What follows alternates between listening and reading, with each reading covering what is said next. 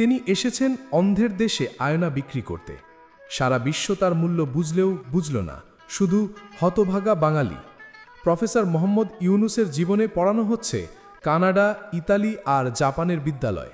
পাঠ্য বইয়েই দেওয়া হয়েছে ডক্টর ইউনুসের কৃতিত্ব। নামে এই মানুষটির পরিচিতি গোটা বিশ্বজুড়ে। ক্ষুদ্র ঋণের জনক এবং নোবেলজয়ী এই মানুষটির জীবন আর দর্শন অনুপ্রাণিত করেছে বিশ্বের লক্ষ লক্ষ মানুষকে। তার যুগান্তকারী আইডিয়া কেবল অর্থনীতির ক্ষেত্রে নয়, শিক্ষাক্ষেত্রেও ফেলেছে গভীর প্রভাব।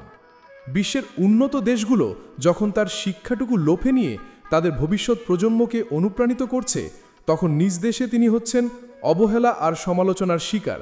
বাইরের দেশে ডক্টর ইউনুসের একটা লেকচারে সম্মানী দেওয়া হয় সর্বনিম্ন $৭৫,০০০। সে লেকচার বাঙালি ফ্রিতে শোনে এবং তার সমালোচনা করে। কানাডা, ইতালি ও জাপানের মতো উন্নত দেশগুলো ডক্টর ইউনুসের জীবন আর কর্মকে তাদের বিদ্যালয়ের পাঠ্যসূচিতে অন্তর্ভুক্ত করেছে। এর মূল উদ্দেশ্য হল শিক্ষার্থীদের মধ্যে সামাজিক দায়বদ্ধতা, উদ্ভাবনী চিন্তা এবং দারিদ্র্য বিমোচনের মতো গুরুত্বপূর্ণ বিষয়ে সচেতনতা তৈরি করা।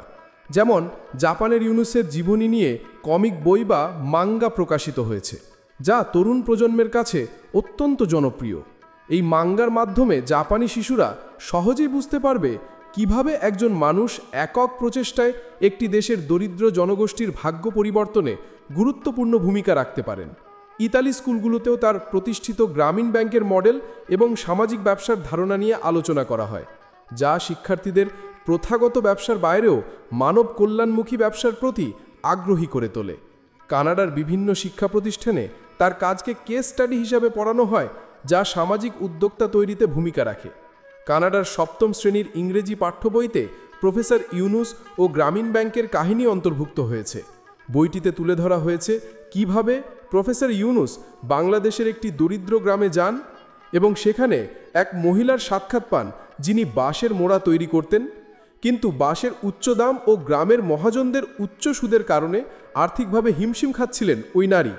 আর তখনই প্রফেসর ইউনুস তাকে ও তার মতো আরও অনেককে নিজের পকেট থেকে $২৭ ঋণ দেন, যাতে তারা দারিদ্র্যের দুষ্টচক্র থেকে বের হওয়ার উদ্দেশ্যে নিজেরাই ব্যবসা শুরু করতে পারে।